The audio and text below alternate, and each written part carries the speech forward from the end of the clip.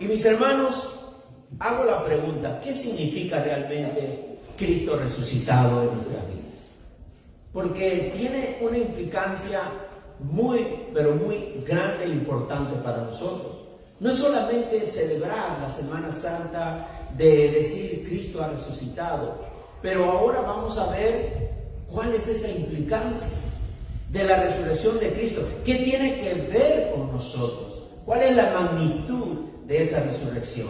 Yo no sé si los jóvenes o los niños tengan algo en una reunión juntos o todos se quedan aquí. Muy bien, todos se quedan aquí entonces. Así que los niños pacientes, vamos a oír también el mensaje de hoy.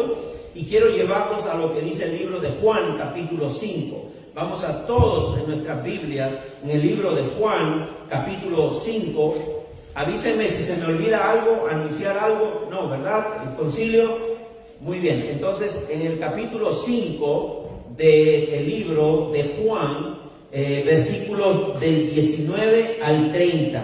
Recuerden, mis hermanos, que vamos a usar tanto la nueva versión internacional como Reina Valera, ¿ok? Vamos a hacer las dos versiones, vamos a estar usando porque hay cosas importantes que mencionar. Entonces, los versículos del 19 al 30, dice la palabra de esta manera. Respondió entonces, voy a empezar desde el 18, los invito a leer desde el versículo 18. ¿Ok? Porque la semana pasada nuestro hermano Carlos predicó todo lo que es el versículo del 1 al 18. Pero ¿saben qué? Estamos aprendiendo en nuestra iglesia de que la Biblia no la leemos solamente por un versículo y de ahí hacemos toda una interpretación y toda una teología. Se puede hacer, pero se corre el riesgo de que nos perdamos el contexto de lo que dice todo el libro. Por eso es que hemos empezado este año todo lo que es el libro de Juan, para entender el contexto, para saber de qué está hablando, quién está hablando, a quiénes le está hablando y de qué se está hablando. Entonces, el hermano Carlos predicó el domingo pasado y quedamos vimos en que Jesús sanó un paralítico. ¿Recuerdan? Que el paralítico esperaba que las aguas se agitaran, que bajara el ángel y agitara las aguas para que el paralítico pueda entrar en esas aguas y ser sanado. Esa es la creencia que tenían los judíos sobre esas aguas. Y lo cual claramente vimos que el Evangelio de Juan nos dice claramente que no son las aguas ni el ángel que sana al paralítico y a todo aquel que necesitaba ser sanado, sino más bien Cristo Jesús es el verdadero sanador y el verdadero Dios que hace el milagro en la vida de las personas. Por eso que Jesús le dice, ¿quiere ser sanado? Le dice a esta persona, porque Él es el que tiene la sanidad. Y por eso que aprendimos con nuestro hermano Carlos que no hay otra cosa que solo Cristo en quien nosotros buscamos sanidad, salvación y vida eterna. Usted está sentado aquí en una iglesia por causa de Cristo, porque Cristo le da ahora a usted esa entrada al trono del reino de los cielos, al trono de la gracia. Y el pecado que habita todavía en nosotros no nos aleja de estar en la presencia de Dios, sino más bien, gracias a la obra de Cristo, es que aún todavía siendo pecadores, todavía cometiendo pecados, la presencia de Dios está con nosotros.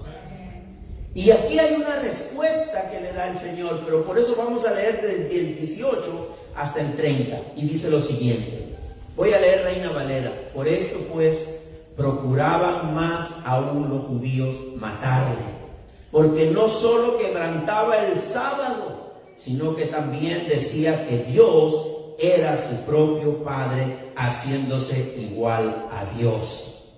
Ahí vemos cómo empieza este asunto. Los judíos miraban a Jesús como un blasfemo, como alguien, como un estafador, como un falso maestro, como un falso Dios, porque no solamente violaba las reglas del día de consagración, del día sábado, porque según ellos no se podía hacer ni siquiera lo bueno en día sábado.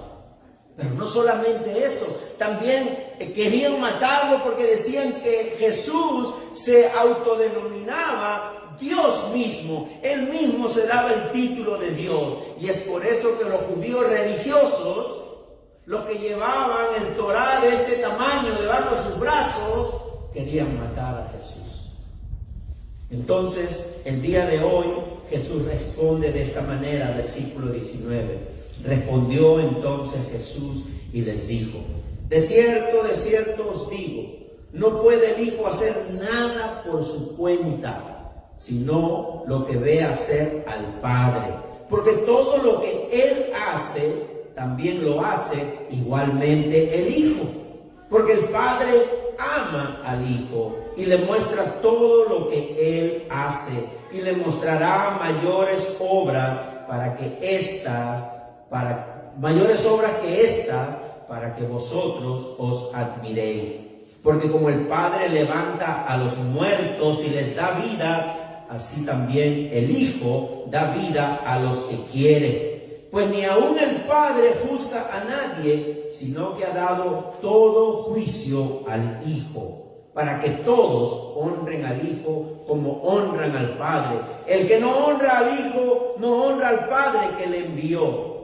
De cierto os digo, el que oye mi palabra y cree al que me envió, tiene vida eterna y no vendrá a condenación, sino que ha pasado de la muerte a la vida.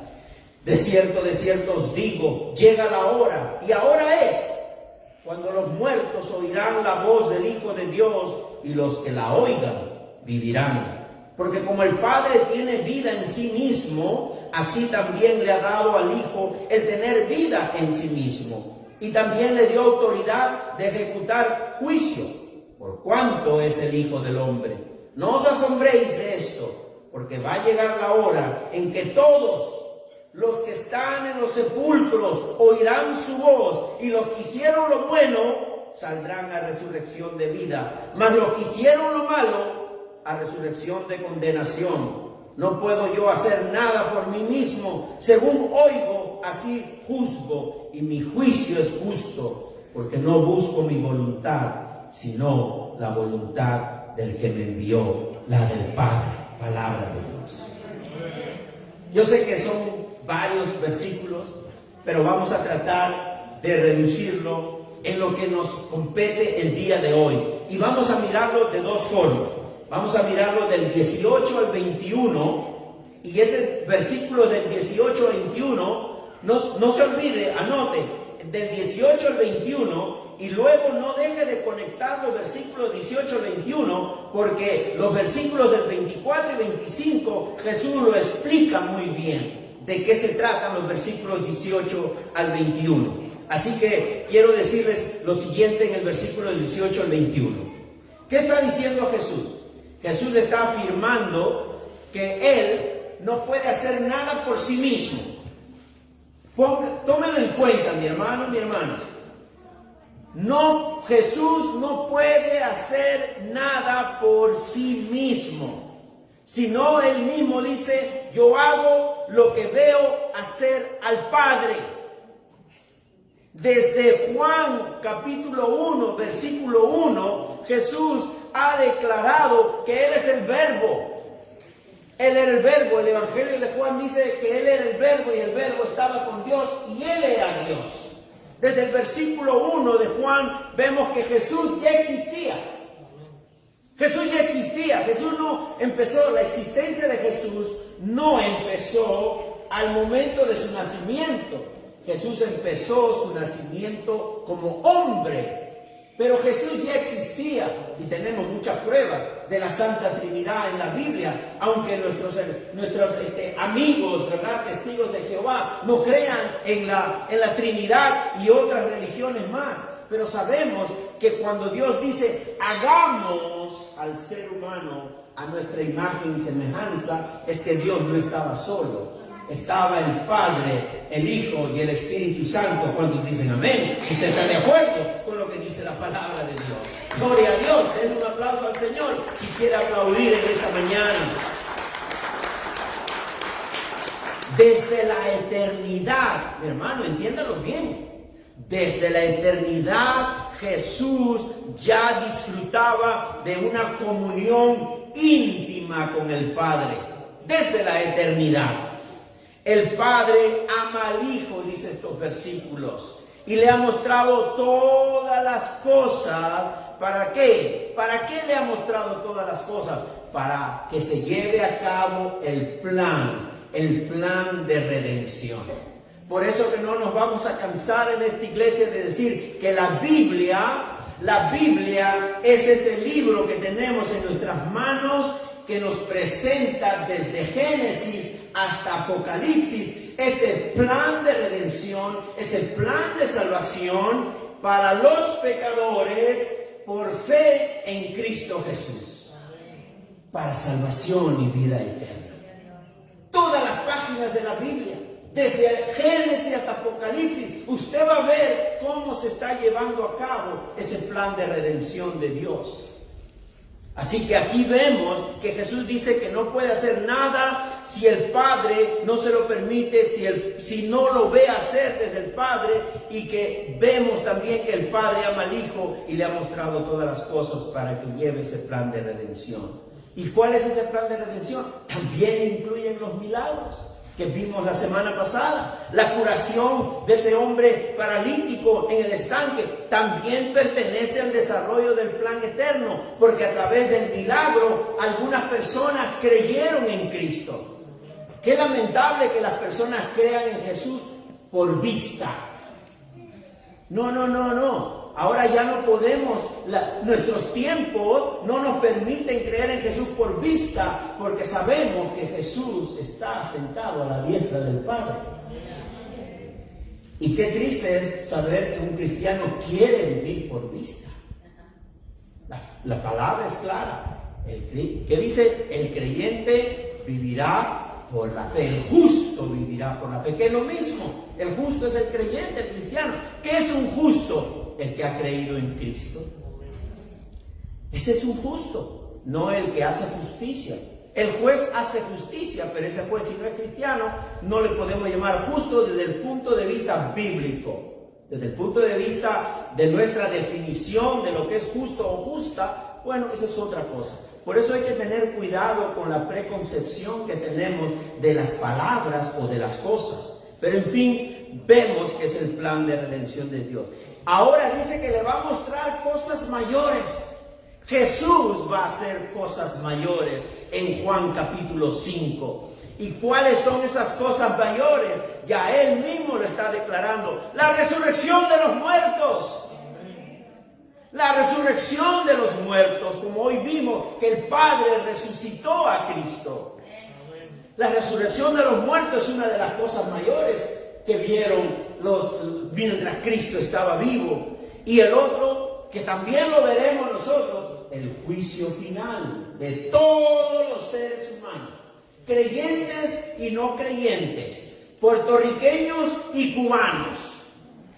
Y todos vamos a estar frente a la presencia de Dios en el juicio final. Vamos a leer el versículo 21. Y yo quiero que usted preste atención, porque como dije al principio, ¿qué importancia tiene la resurrección en tu vida? ¿Qué tiene que ver la resurrección en tu vida con todo esto? Versículo 21. Ahora voy a leer versión internacional. Dice, porque así como el Padre resucita a los muertos y les da vida, así también el Hijo da vida a todos. ¿Dice a todos? A quienes a Él le place. Y aquí quiero detenerme un poquito, porque ¿qué diferencia hay cuando leemos la Biblia con cuidado?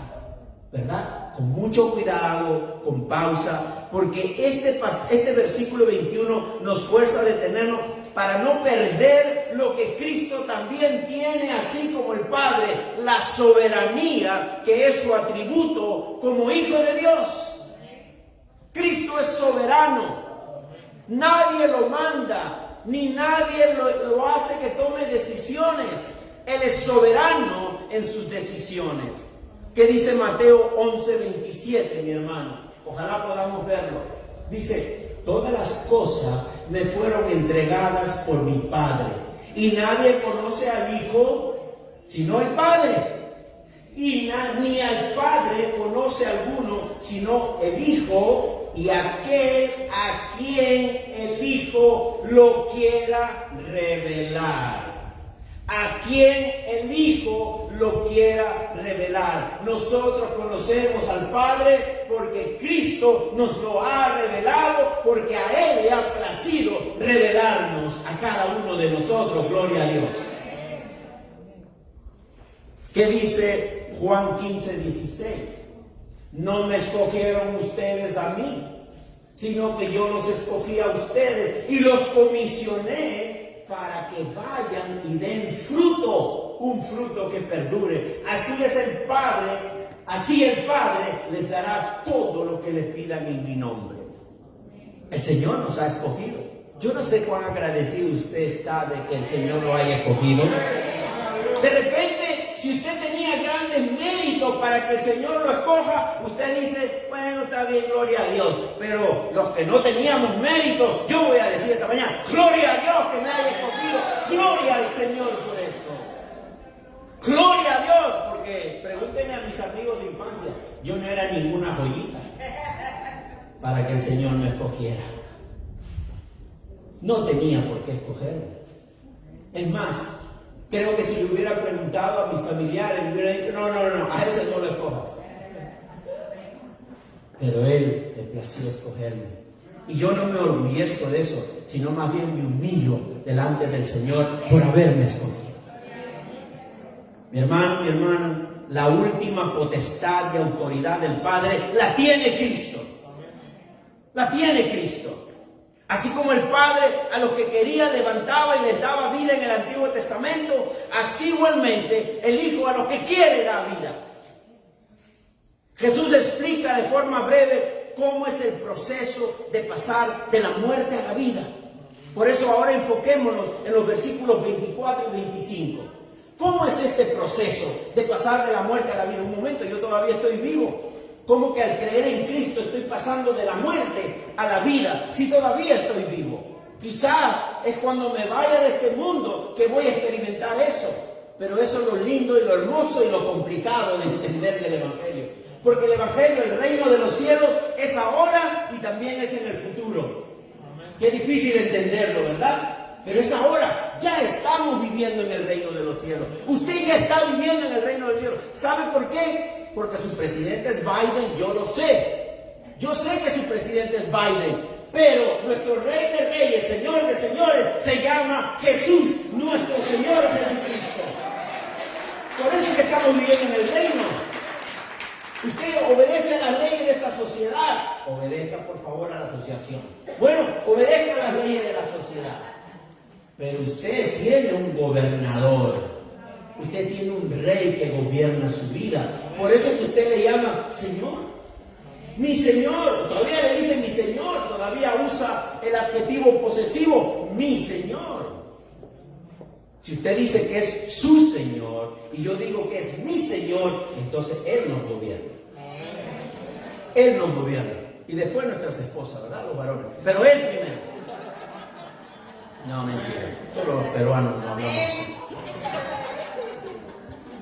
Mis hermanos, ¿cómo es ese proceso de venir de la muerte a la vida? ¿Usted lo entiende ahora que está en vida? Mi hermano, es solo por milagro y por gracia de Dios que toda persona, aún estando muerto espiritualmente, de eso está hablando Jesús, de la muerte espiritual, porque todas las personas que no están en Cristo y Cristo no está en ellos, están muertos espiritualmente. Están bailando como locos, sí, yo sé, pero están muertos espiritualmente. De acuerdo a lo que dice la palabra. Toda persona que no tiene a Cristo está muerta espiritualmente. Entonces, es por milagro y por gracia de Dios que ese muerto espiritual puede nacer de nuevo. Solo por gracia. Solo por gracia y por amor y milagro de Dios es que ese muerto espiritual puede nacer de nuevo. ¿Por qué? ¿Cómo nace de nuevo? La fe, la que usted la que usted ejerció cuando vino a Cristo, la fe. Pero la fe, ¿qué es? La fe de salvación, estoy hablando, no la fe que usted mañana, que no sé, no, bueno, de ustedes no puedo decir eso porque no lo he comprobado. Pero en otro lugar he comprobado que están atentos cuáles son los numeritos que le aparecen en los sueños, ¿verdad? Aquí no pasa eso. La fe de salvación, la fe para salvación es dádiva de Dios. Así dice la Biblia, dádiva de Dios. ¿Qué es dádiva de Dios? Regalo de Dios. Viene de Dios. No la desarrollamos nosotros, ni en el camino, ni a través de los años. Viene de Dios. Dios nos la da a través de su Espíritu Santo. Así nos dijo nuestro hermano Víctor el viernes que celebramos la muerte de Cristo. El ladrón en la cruz del Calvario, uno de los ladrones, por convicción del Espíritu, le hizo reconocer al Mesías. No lo había reconocido todavía. En el último minuto de su vida reconoció al Mesías como el Señor. Mi hermano, mi hermana, la fe viene de Dios, dada por Dios, por voluntad de Dios, que nos trae el nuevo nacimiento. La palabra nos dice que la fe viene por el oír la palabra. Es verdad. La fe viene por el oír la palabra. Pero hay otros pasajes en la Biblia que nos enseñan este proceso con más detalle. Nos enseñan cómo ocurre. No solamente es por oír la palabra. Es que debe haber una intervención del Espíritu Santo a través de la palabra. A través de la palabra. Porque ese es el problema a veces, ¿verdad? Que algunas personas van a la iglesia y como el pastor, en vez de hacerlos que los hermanos se exalten y gocen, el pastor los hace dormir. Entonces los hermanos dicen, ay no, ese pastor es muy aburrido, ese predicador aburre, da sueño. Bueno, es que mientras el Espíritu Santo esté obrando, mi hermano, por más aburrido que sea el predicador, tú estás atento a la palabra. Porque es el Espíritu quien te está dando convicción, entendimiento, comprensión de la palabra para tu vida. Por eso no es suficiente solo el oír. Yo sé que la Biblia dice que a través del oír viene la fe. Es verdad, pero hay algo más que también la Biblia nos detalla. ¿Qué nos dice la Biblia? Leamos Juan 6:44. ¿Qué dice Juan 6:44? Nadie puede venir a mí si no lo atrae el Padre que me envió, y yo lo resucitaré en el día final. Nadie que se levante de su asiento y venga al altar a reconocer a Cristo como su Señor, viene por su propia cuenta. Es porque el Padre ya obró en esa persona a través del Espíritu, y es el Padre que lo trae a Cristo. Hermano, ¿qué dice 2 Tesalonicenses 2:13-14? Pero nosotros debemos dar siempre gracias a Dios respecto a vosotros, hermanos amados por el Señor, de que Dios os haya escogido desde el principio para salvación. Usted sabe que Dios lo ha escogido a usted, que es cristiano, desde el principio de la creación para salvación. ¿Usted lo sabe? ¿Y por qué no se alegra? Dele la gloria al Señor. Él nos ha escogido desde el principio. Ahora que usted le diga, está bien, así dice la Biblia, pero yo te escogí a ti. Bueno, ya es un asunto entre usted y el Señor. Arréglese ese asunto con Él. Pero la Biblia nos habla claramente que el Señor nos ha escogido desde el principio para la salvación. ¿Mediante qué? ¿Cómo? Mediante la santificación por el Espíritu y la fe en la verdad. ¿Se da cuenta de los elementos que entran a actuar cuando una persona viene a la salvación? El oír la palabra, la santificación del Espíritu, más la fe dada por Dios. Es por eso. Y no solamente eso, sino que ya ha sido escogido desde el principio. Qué lindo y qué hermoso es cuando entendemos que solo por gracia es que estamos aquí, y solo por gracia es que somos salvos. Para no cansarlos, Santiago 1:18. Él dice la palabra, Él está hablando de Dios Padre, que es el Cristo mismo.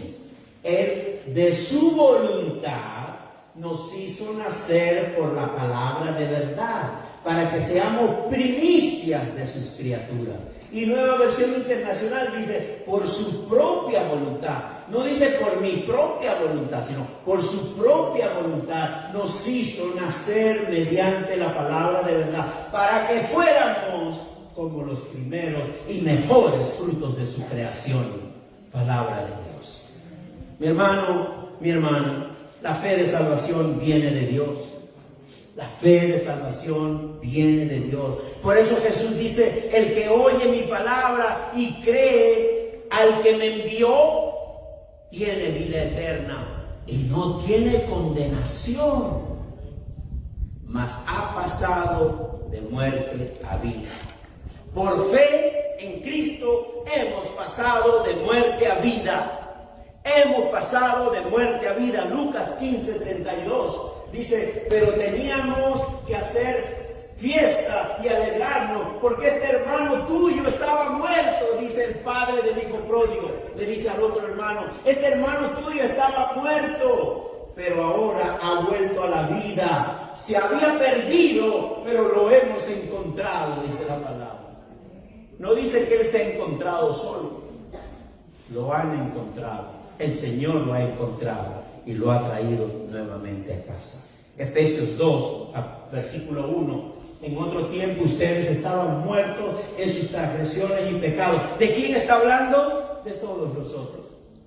De todos nosotros está hablando Efesios. En otro tiempo estábamos muertos en nuestros delitos y pecados. Todos, yo también, estábamos muertos. Pero si seguimos más adelante en Efesios 2, ¿qué dice del 4 y el 5? Dice, pero Dios, me encanta esa palabra, pero. Mi esposa le encanta decirme siempre, pero, ¿verdad?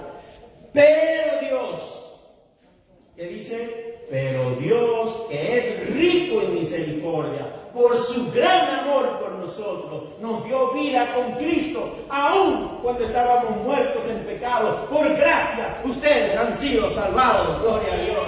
Por gracia hemos sido salvados, aún estando muertos en nuestros delitos y pecados. Así que cuando salimos a evangelizar, el hermano que nos dice, la persona que nos dice, no, es que déjeme, pastor, cuando ya yo deje de ir a la discoteca, pastor, cuando ya yo deje de tomar, cuando ya yo deje de bailar, recién voy a ir a la iglesia. Hermano, así no funciona el evangelio. El evangelio dice que cuando estábamos muertos en nuestros delitos y pecados, Él por su misericordia nos trajo a la salvación. Qué lindo, qué precioso es cuando realmente nos detenemos cuidadosamente a leer la palabra de Dios. Así como Jesús pasó de muerte a vida, lo que hoy hemos celebrado, pasó de muerte a vida, Él mismo, Jesús mismo, nos promete que si toda persona cree en Él, pasará también de muerte a vida.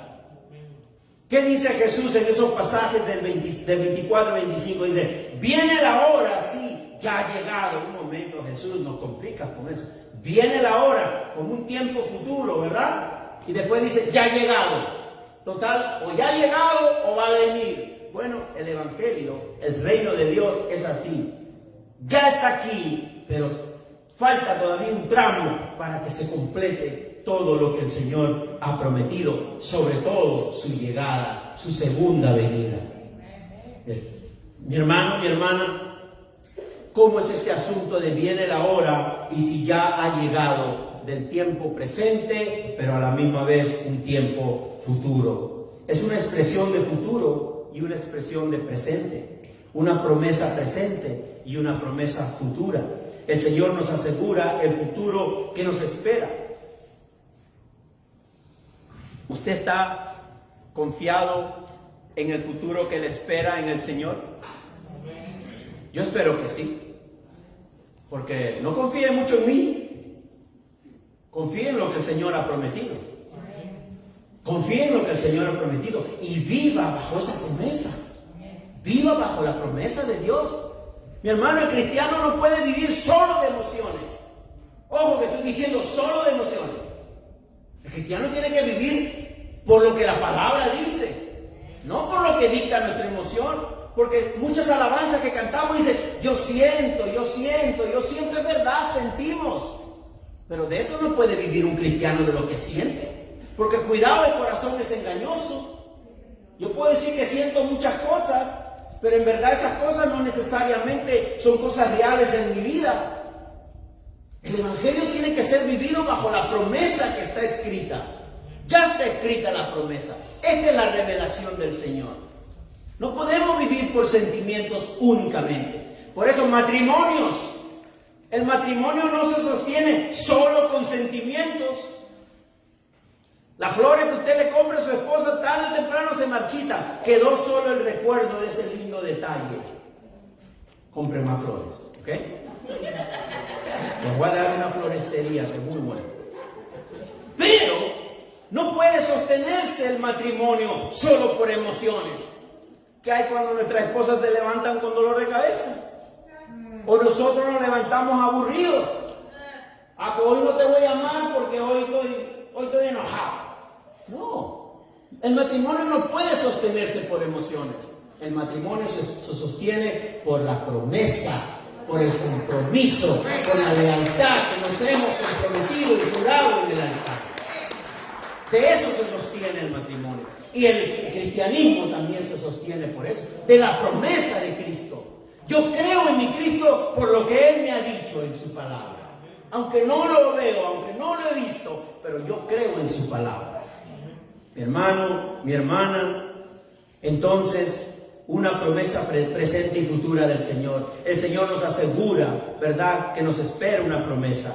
Es como si Jesús pensara en voz alta, describiendo que hay una multitud de convertidos al cristianismo que hasta el día de su segunda venida pasarán de las tinieblas a la luz, de la muerte a la vida, tanto los judíos como los gentiles. Los muertos dice que oirán su voz, oirán la voz del Hijo de Dios, y los que oyen, dice, vivirán. Ya estamos vivos y en su segunda venida viviremos para siempre. Ya estamos vivos espiritualmente hablando si creemos en Cristo, pero vamos a vivir para siempre cuando Él vuelva, en su segunda venida. Téngalo, mi hermano, por seguridad. Yo lo voy a buscar en el cielo. Bueno, ojalá que yo esté en el cielo. Vamos a ver. Mi fe me asegura que estoy en el cielo. La fe que Dios me ha dado me asegura que estoy en el cielo. Y eso es lo que vamos a ver ahora. Porque dice también algo interesante. Mire lo que dice el versículo 22 y 23. Vamos a poner 22 y 23 y luego conecta el 22, versículo 22-23 con el versículo del 26 al 30. Porque Jesús explica lo que quiere decir en el 22 y el 23, lo explica del 26 al 30. Mire lo que dice el 22 y 23. Dice, además, el Padre no juzga. Aquí lo tengo, de aquí lo voy a leer porque está muy pequeñito ahí. Dice aquí claramente, además el Padre no juzga a nadie, sino que todo juicio lo ha delegado en el Hijo, para que todos honren al Hijo como lo honran a Él. El que se niega a honrar al Hijo no honra al Padre que lo envió. Y vamos a leer ahora del 26 al 30. Porque así como el Padre tiene vida en sí mismo, así también ha concedido al Hijo el tener vida en sí mismo. Y le ha dado autoridad para juzgar, puesto que es el Hijo del Hombre. No se asombren de esto, porque viene la hora en que todos los que están en los sepulcros oirán su voz y saldrán de allí. Los que han hecho el bien resucitarán para tener vida, pero los que han practicado el mal resucitarán para ser juzgados. Miren lo que dice Reina Valera en el 29. Y los que hicieron lo bueno saldrán a resurrección de vida, mas los que hicieron lo malo a resurrección de condenación. No puedo yo hacer nada por mí mismo, según oigo así juzgo, y mi juicio es justo, porque no busco mi voluntad, sino la voluntad del que me envió, la del Padre. ¿Qué está hablando Jesús? Que del mismo modo que el Padre es autosuficiente, teniendo en sí mismo vida eterna, porque Dios Padre siempre ha existido. Dios Padre no tiene un principio ni tiene un fin. Y en teología se conoce eso como un tiempo presente eterno. Ese es el tiempo de Dios, presente eterno.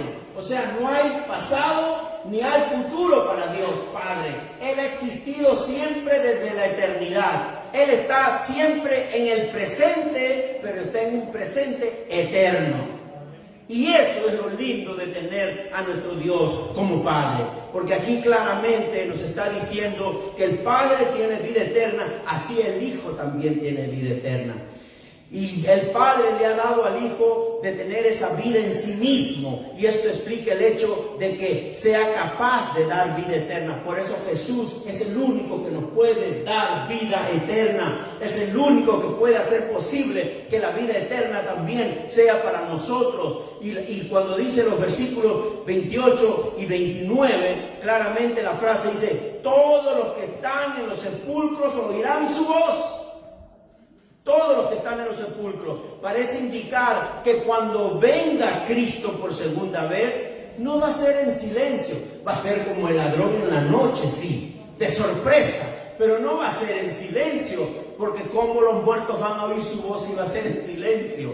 Va a ser audible, va a ser público y audible. Oiremos la voz de Cristo, todo lo que hemos creído en Él, y saldremos de nuestros sepulcros. Saldremos de nuestro sepulcro. Créalo, mi hermano. Créalo. Saldremos de nuestros sepulcros. ¿Qué dice este versículo del 26 al 30? Ya lo hemos leído. Pongámoslo para que se quede ahí, el 26, el que sigue, creo. Ahí dejo, el 28 y el 29, vamos a poner. Entonces, ¿qué es lo que Dios Padre le ha dado a Cristo? Dos cosas mayores. Resucitar a los muertos, dar vida, dice a los que creen, traerlos de la muerte a la vida, pero también ser el juez de ellos, ser el juez de toda la humanidad. Cristo va a ser el juez. Jesucristo va a ser el juez de toda la humanidad. Y estas dos obras mayores de dar vida y de juzgar es la asignación que le ha dado el Padre al Hijo. ¿Cómo entendemos entonces esa doble tarea de levantar a los muertos, verdad? Y de juzgar también a aquellos muertos. Y es necesario entender, mis hermanos, es necesario entender que los creyentes experimentan dos resurrecciones. Todos los que se llaman cristianos experimentan dos resurrecciones, porque de esas dos resurrecciones es la que está hablando este libro de Juan. Ahora le voy a decir cuál. Porque claramente, ¿qué nos dice el versículo 24 y 25? Trata de la primera resurrección. ¿A qué nos referimos? Mire lo que dice 24 y 25. Dice la palabra, ¿verdad? Ciertamente les aseguro que el que oye mi palabra y cree al que me envió, tiene vida eterna y no será juzgado, sino que ha pasado de la muerte a la vida. Ciertamente les aseguro que ya viene la hora y ha llegado ya en que los muertos oirán la voz del Hijo de Dios y los que oigan vivirán. El versículo 24 está hablando de toda persona que da ese paso de fe. Está vivo, ¿verdad? Pero está muerto espiritualmente antes de creer en Cristo. Por eso habla de la primera resurrección. La primera resurrección significa cuando usted, antes de venir a Cristo, estaba muerto espiritualmente. Así dice la palabra. Estábamos todos, dice Efesios, todos estábamos muertos en nuestro delito y pecado. Quiere decir, muertos espiritualmente. Al venir a Cristo, por fe dada por Dios, entonces ahora hemos resucitado de esa muerte espiritual. Ahora estamos vivos físicamente, pero también espiritualmente. Porque ahora hemos pasado de muerte a vida. Eso es lo que dice la palabra. Esa es la primera resurrección. Quiere decir la resurrección espiritual. No física todavía, espiritual.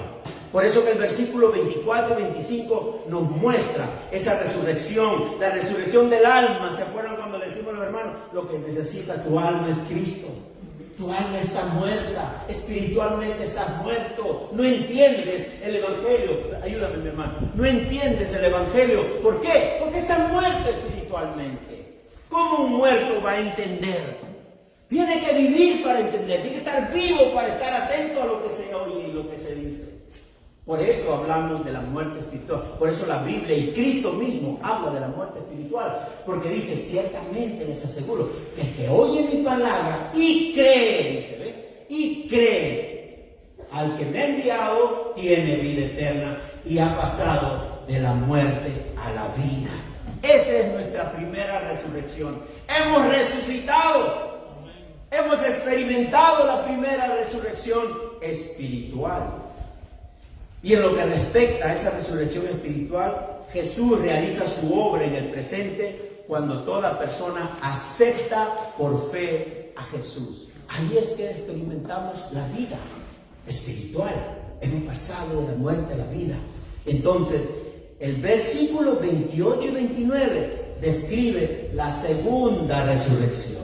28 y 29, mi hermano. ¿Qué dice? No se asombre de esto, porque viene la hora en que todos los que están en los sepulcros oirán su voz. ¿Se dan cuenta? Ahora está hablando de los muertos físicamente, de los que están muertos en su sepulcro. Estamos descansando, estamos durmiendo en el sepulcro. ¿Qué dice ahora? Los que están en los sepulcros oirán su voz y saldrán de allí. Los que han hecho el bien resucitarán para tener vida, pero los que han hecho y practicado, los que han practicado el mal, resucitarán para ser juzgados. Mis hermanos, wow, qué tremendo es cuando vemos con cuidado la palabra de Dios. Ahora vemos la segunda resurrección. Todavía no la hemos experimentado. Todavía no hay quien lo haya experimentado. Solo Cristo. Solo Cristo. Aunque el libro de Mateo habla de algunos que resucitaron también con él. Pero es muy posible que aquellos que resucitaron volvieron a morir, a descansar, porque es en la segunda venida que todos se levantarán. Los que están muertos, por supuesto, los que están vivos también tendrán que estar delante del trono de Dios. Pero ¿saben qué, mis hermanos? Ese versículo de la segunda resurrección quiere decir esa resurrección física, pero va a ser una resurrección eterna. Uno eterno en la condenación eterna y otros en el reino eterno de Dios. Pero las dos dimensiones van a ser eternas. Como dice el infierno no va a ser la muerte, va a ser el sufrimiento eterno. ¿Se dan cuenta de eso? Si nada más cuando a usted le sale algo aquí en la uña, están que lloran de dolor. ¿Se imaginan el sufrimiento eterno de aquellos que en vida no han tenido una restauración en Cristo Jesús con su Dios? Mi hermano, mi hermana. Entonces, ¿qué nos muestran estos versículos 28 y 29? La segunda resurrección, que sí es de carácter físico, pertenece al gran día final, a la consumación de todas las cosas.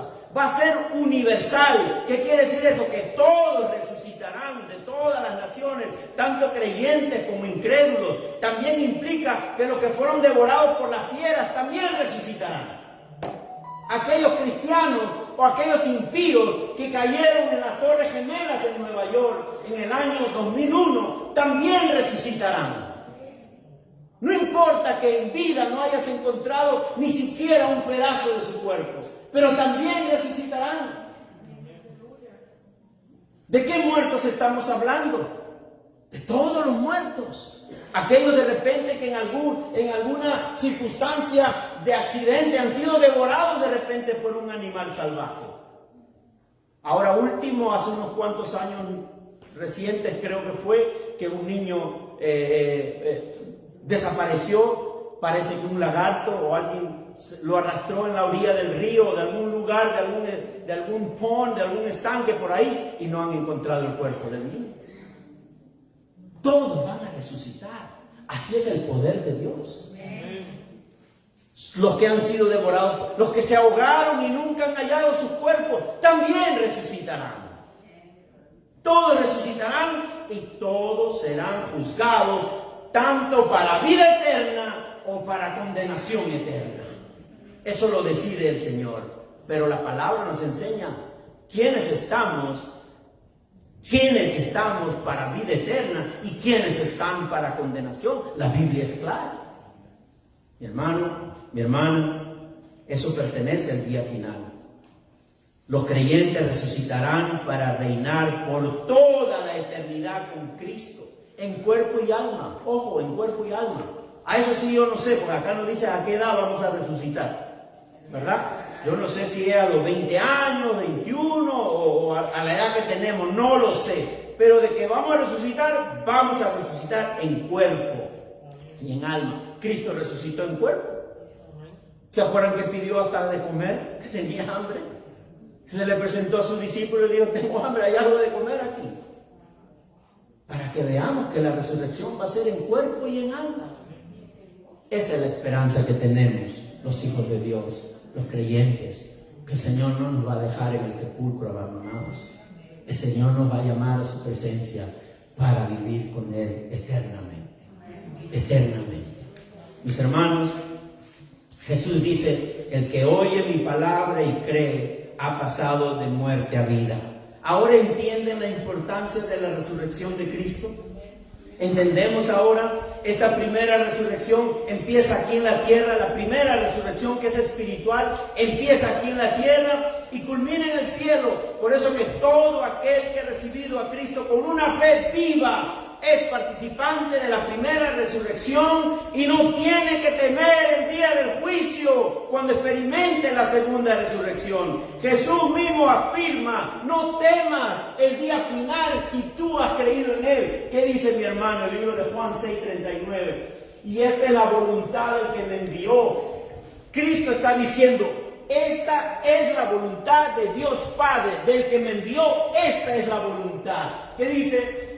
Que yo no pierda nada de lo que Él me ha dado, sino que lo resucite en el día final. Gloria a Dios. Jesús está diciendo, vamos a parafrasear, mis hermanos. Jesús está diciendo, ¿sabe cuál es la voluntad del Padre? Que yo no te pierda a ti. Ya tú estás, porque el Padre te ha traído para mí. Y esa es la voluntad, que yo haga todo lo posible para que tú no te pierdas de mis manos. No dice, tienes que hacer todo lo posible para que yo te tenga siempre. No dice la palabra eso. Porque si dijera eso, ¿sabe qué, mis hermanos? Hace rato que ya estuviéramos perdidos. ¿O no? Yo sería el primero, quizás. Hace rato que estuviéramos perdidos, si no fuera por obra del Espíritu en nosotros. Porque la carne se quiere ir del Espíritu. ¿O no? ¿Tu carne acaso no te da deseo de decirle no sé cuántas cosas a tu marido cuando hace algo malo? ¿Ah? ¿De mandarlo rápido al sepulcro? Esa es la carne. No lo estoy metiendo en problemas a ustedes, por favor. Esa es la carne. La carne quiere desviarse siempre del camino. Pero ¿qué dice Jesús? Claramente Jesús dice, esta es la voluntad del que me envió, que yo no pierda nada de lo que Él me ha dado, sino que lo resucite en el día final. Y cuidado, que si usted quiere alejarse, si usted quiere dejarse llevar por la carne, cuidado que usted va a sufrir. Va a sufrir, mi hermano, va a sufrir. Porque su propio pecado va a ser la causa de su sufrimiento. Pero que el Señor lo va a abandonar, nunca lo va a abandonar. Como el hijo pródigo. Mi hermano, mi hermana, por eso que es necesario entendamos. ¿De qué sirve entonces la cruz del Calvario? ¿Para qué tanto sacrificio de lo que celebramos el viernes? ¿Para que todo dependa de nosotros? Si dependiera de nosotros, ninguno estaría aquí. Ni yo tampoco, estuviera renunciando ya a ser pastor. Mi hermano, Juan, ¿qué dice Juan 10, 28, 29? Yo les doy vida eterna, dice, y nunca perecerán, ni nadie podrá arrebatármela de las manos. Mi Padre que me las ha dado es más grande que todos, y de las manos del Padre nadie las puede arrebatar. Usted es la oveja de ese rebaño. Nadie podrá arrebatar lo que le pertenece al Padre. Y si usted ha creído en Cristo, usted le pertenece al Padre. Y eso no quiere decir licencia para pecar, por si acaso. Eso no es licencia para pecar. Eso es más bien para reconocer cuán grande es el amor de Dios. Cuán grande es el amor de Dios. Que no se compare en absoluto de nuestro amor al prójimo. Porque amamos por condición, pero Dios ama incondicionalmente. Sabiendo que somos pecadores, sabiendo que somos necios. Como dice mi hermano José, sabiendo que somos cabezones. El Padre nos ama tanto. Hermano, dice Romanos 8 del 1 al 2. Por lo tanto, ya no hay ninguna condenación. Mira lo que dice la Biblia. Dice ninguna. ¿Qué es ninguna? Ninguna. Nothing. Nada. Ninguna. Por lo tanto, ya no hay ninguna condenación para los que están unidos a Cristo Jesús. Pues por medio de Él, la ley del Espíritu da vida. Me ha liberado de la ley del pecado y de la muerte. Ya no hay condenación para nosotros. Pero por ahí salió una voz el otro día, no de esta iglesia, de otra iglesia. Y me dijeron, un momento, pastor, usted parece que no ha leído bien el versículo 28 y 29. ¿Qué dice el versículo 28 y 29? No os maravilléis de esto, porque vendrá hora cuando todos los que están en los sepulcros oirán su voz. Y los que hicieron lo bueno saldrán a resurrección de vida. Mas los que hicieron lo malo a resurrección de condenación. ¿De qué significa hacer lo bueno y hacer lo malo? Bajo este contexto bíblico, ¿qué quiere decir Jesús cuando dice, los que hicieron lo bueno tendrán vida eterna, pero los que hicieron lo malo tendrán condenación eterna? ¿Qué quiere decir Jesús con hacer lo bueno y con hacer lo malo? Si hago una encuesta ahorita saldrán muchas interpretaciones. Y dentro de ellas, de hacer lo bueno, de seguro que va a salir, pastor, hacer lo bueno es ayudar a los mendigos, ¿verdad? Dar a los necesitados, cuando tienen problemas, ayudarlos con la comida, si están enfermos, a visitarlos al hospital. Está bien, ese es hacer lo bueno, bajo nuestro entendimiento humano. Bajo nuestro concepto de vida, ese es hacer lo bueno. Pero ¿de eso está hablando Jesús? Porque si Jesús está hablando de que vamos a estar en la vida eterna, heredando los cielos, por hacer lo bueno solamente, ¿para qué fue a la cruz del Calvario? ¿Para qué? ¿Para qué celebramos el Viernes Santo? ¿Para qué resucitó si depende de nosotros estar en la vida eterna por lo bueno que hagamos, por darle dinero a los mendigos, por ayudar en esto, por ayudar en otro, ayudar al prójimo? Yo soy buen vecino, yo le ayudo, yo le corto la grama, le cocino, lo atiendo, lo visito. Si fuera por eso la salvación, la seguridad de la salvación y vida eterna, bueno, mi hermano, entonces ya no predico yo tampoco. Pero claro, ya ni la Biblia necesitamos. Si es hacer lo bueno, salgamos y así hay que hacer todo lo bueno. Eso es lo bueno para nosotros, pero para la Biblia, para este contexto de Juan capítulo 5, ¿qué significa hacer lo bueno? Como dije, saldrán muchas respuestas. Buenas obras, ayudar al mendigo, dar comida, ropa a los pobres, trabajo voluntario, etc. Y entonces, ¿para qué la cruz del Calvario?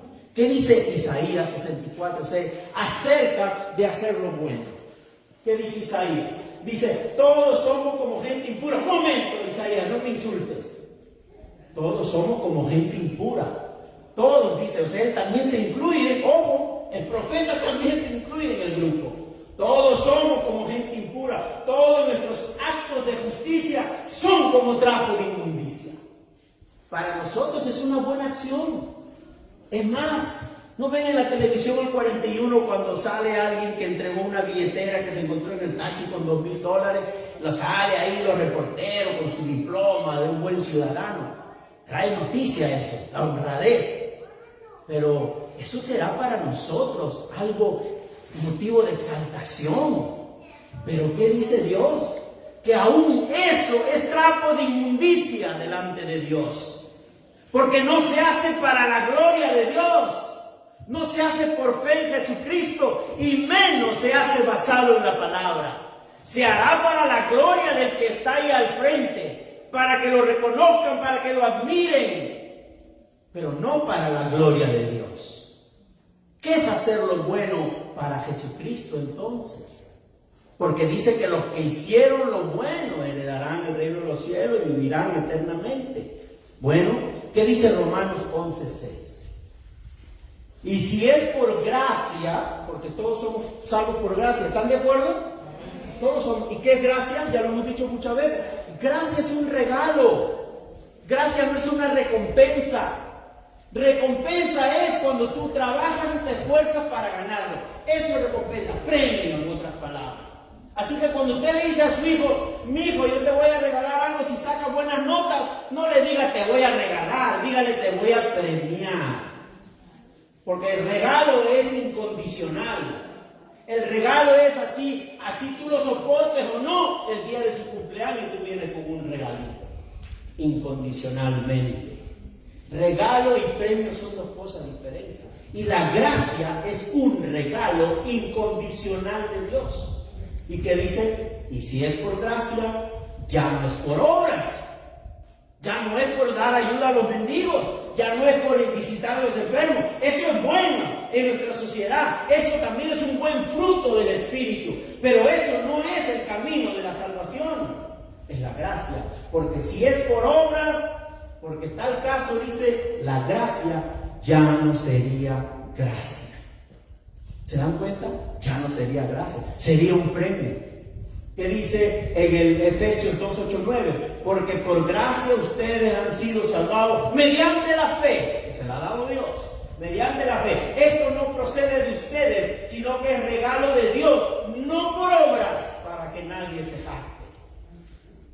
No por obras. Y Jesucristo entonces no está contradiciendo la Biblia. Jesucristo no está contradiciendo absolutamente nada. Es solo por fe y no por obras. Por eso, bajo esa unidad expresada en la Biblia, entonces entendemos que el contexto de hacer lo bueno o hacer lo malo en Juan 5 no significa hacer obras de caridad, no significa trabajo voluntario. En Juan 5, hacer lo bueno significa exclusivamente creer en el Hijo de Dios. Solo eso es lo bueno, creer en el Hijo de Dios. De eso está hablando Jesucristo cuando se refiere a hacer lo bueno, creer en el Hijo de Dios. Y por supuesto, hacer lo malo es no creer en el Hijo de Dios. Mi hermano, mi hermana, ese es el significado del Evangelio de Juan con respecto a hacer lo bueno o hacer lo malo. Y Jesús dice más adelante, mira lo que dice Jesús en el mismo libro de Juan, en el capítulo 6, versículos 28 y 29. Dice ahí, ¿qué tenemos que hacer para realizar las obras que Dios exige? Alguien le preguntó a Jesús eso.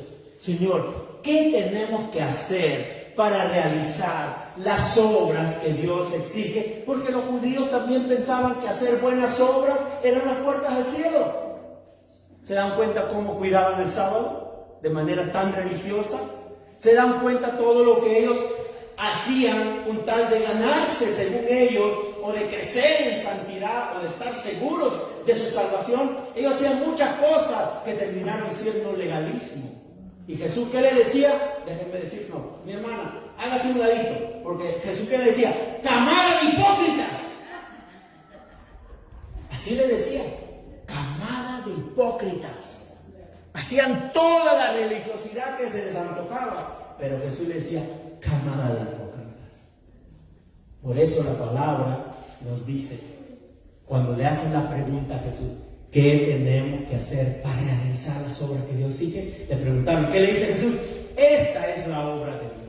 Que crean en aquel a quien Él envió, le respondió Jesús. Que crean, el creer es la buena obra que nos da vida eterna. El creer es la buena obra que nos da salvación. El creer es la buena obra que nos asegura que cuando estemos en el sepulcro oiremos la voz del Señor y Él nos levantará del sepulcro para vivir con Él eternamente. No sé cuánto celebran en esta mañana. Ahora estoy seguro que ahora que usted cree, usted va a hacer buenas obras, pero no para ganarse el cielo, sino para vivir agradecido por Dios, por todo lo que Dios ha hecho. Haga buenas obras, que ayude al mendigo, atienda a los necesitados. Si tiene que darle ropa a alguien porque necesita, déselo la ropa con todo gozo, pero no para que usted gane su salvación, porque ya la tiene. Es para vivir agradecido de lo que Dios ha hecho por usted, de lo que Dios ha hecho por usted. ¿Se da cuenta, mi hermano, mi hermana, qué significa la resurrección de Cristo? Y ya estoy terminando. Mi hermana Marlene, ella sabe que cuando digo ya estoy terminando falta una hora. Bueno, la única obra que Dios demanda para obtener y asegurar la salvación del ser humano es la fe que Él mismo la da, la fe en Jesús como el Mesías y como el Hijo de Dios. Y si retrocedemos en Juan 5:24, mi hermano, 5:24. No lo hayas ahí, déjalo ahí, entonces vamos a colocarlo donde está. Ahí está, ¿verdad? Muy bien, dice el 24. Ciertamente les aseguro que el que oye mi palabra y cree que me envió, tiene vida eterna y no será juzgado, sino que ha pasado de la muerte a la vida. ¿No es esa la condición de Cristo para nuestra vida eterna? Si creemos en Él, ¿qué pasa si creemos en Él? Ya no tenemos condenación. Ahora hemos pasado de la muerte a la vida. Y cuando estemos en el sepulcro oiremos su voz y Él nos levantará y viviremos con Él en la eternidad. Siga creciendo en santidad, que nos toca crecer en santidad. Pero el crecer en santidad no es la puerta al cielo. El crecer en santidad es para darle la gloria a Dios y para distinguirnos de los demás. Porque ¿de qué nos diferenciamos? Si con los vecinos no saben si somos cristianos o no. Y hay otros que son más astutos todavía. Porque le podemos decir al vecino, vecino, ¿usted no ha visto mi letrero ahí? Yo soy cristiano. El vecino dirá, ¿y el título de cristiano no me dice nada? Haga lo bueno, pero haga lo bueno por agradecimiento, no pensando en que eso le va a llevar al cielo. Más bien, usted quiere estar seguro si usted va a ir al cielo, crea en Cristo. Crea en Cristo. Alabe al Señor. Mi hermano. Entonces, Jesús vino a hacer la voluntad del Padre y es el mediador de la vida, así como el juez en el día final. Rechazar al Hijo es hacer lo malo y por lo tanto es permanecer bajo el juicio de condenación. ¿Qué dice Romanos 8:1-2? Es una garantía para nosotros. Por lo tanto, no hay ninguna condenación para los que están unidos a Cristo Jesús. Pues por medio de Él, la ley del Espíritu, no la ley de los judíos, la ley del Espíritu da vida. La ley del Espíritu de vida me ha liberado de la ley del pecado y de la muerte. El pecado ya no tiene autoridad sobre nosotros. Sí, todavía a veces corremos el riesgo de caer en pecado, pero el pecado ya no tiene autoridad. ¿En qué sentido? Que ya no nos condena delante de Dios, porque ya Cristo hizo la obra en la cruz de Calvario para librarnos de toda condenación del pecado. Por eso a veces nos hacemos la pregunta, Dios mío, ¿por qué yo pude haber hecho esto? ¿O por qué yo dije esto? ¡Claro! Si todavía vivimos en la naturaleza pecaminosa, por eso que debemos anhelar cada día que el Espíritu Santo llene nuestras vidas. Y el Espíritu Santo está en nosotros, solamente que nosotros más estamos yéndonos a la carne que al Espíritu. Llenémonos del Espíritu de Dios, pero confiemos en lo que el Señor nos dice en su palabra. Es necesario exhortar que Dios ha delegado a Jesús toda su autoridad divina. En Jesús está el verdadero sentido de la vida y el juicio final. La decisión de hacer lo bueno o lo malo, de acuerdo al contexto que hemos revisado, tiene consecuencias. Si has creído en Él, la promesa de vida eterna comienza de inmediato. La promesa de la vida eterna comienza de inmediato. El momento que tú creíste en Cristo, en ese momento comenzó la promesa de la vida eterna. Y por consecuencia, no hay condenación. De tal manera amó Dios al mundo, que dio a su Hijo unigénito, para que todo el que crea en Él no se pierda, complétenlo y mas tenga vida temporal eterna. Dele la gloria a Dios en esta mañana.